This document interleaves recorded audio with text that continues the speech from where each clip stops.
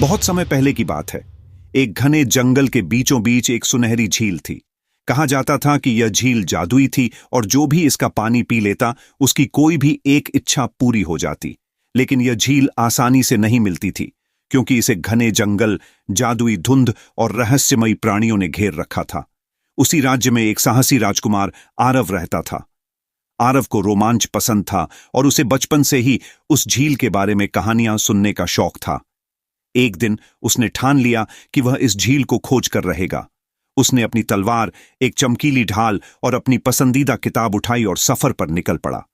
राजकुमार आरव जंगल में चला जा रहा था कि अचानक उसे एक चमकीली रोशनी दिखी। जब वह करीब गया तो उसने देखा कि वहां एक छोटी परी हवा में तैर रही थी।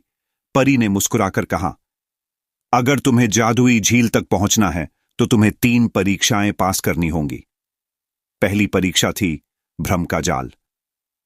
परी ने हवा में छड़ी घुमाई और 4 रास्ते प्रकट हो गए, लेकिन केवल एक ही रास्ता सही था। आरव ने अपनी बुद्धि से काम लिया और देखा कि 3 रास्तों पर छाया नहीं पड़ रही थी, जबकि एक रास्ते पर हल्की सी परछाई थी। उसने उसी रास्ते पर कदम बढ़ाया और पहली परीक्षा पास कर ली। दूसरी परीक्षा में उसे एक पुराने विशालकाय पेड़ से मिलना था जो बोल सकता था।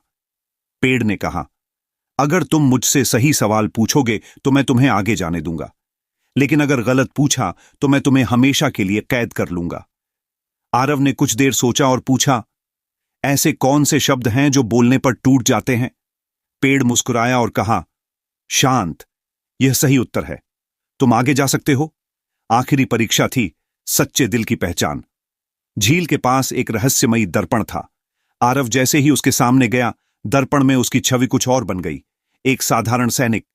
लेकिन तभी उसकी परछाई ने कहा, जो खुद को राजा समझता है वह कभी असली राजा नहीं बन सकता। जो अपने लोगों की सेवा करता है वही असली राजा होता है।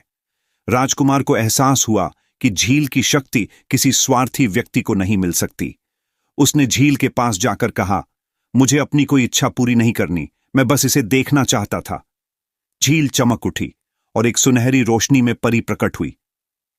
तुमने साबित कर दिया कि सच्ची शक्ति त्याग और सेवा में है। यह झील अब तुम्हारे राज्य की रक्षा करेगी। आरव जब महल लौटा तो वह पहले से ज्यादा बुद्धिमान और शक्तिशाली लग रहा था। उसने अपने राज्य को और समृद्ध बनाया, लोगों की भलाई के लिए काम किया और अपनी प्रजा को सिखाया कि असली जादू अच्छाई और निःस्वार्थता में होता है। तब से वह झील अदृश्य हो गई, लेकिन उसकी कहानी लोगों के दिलों में हमेशा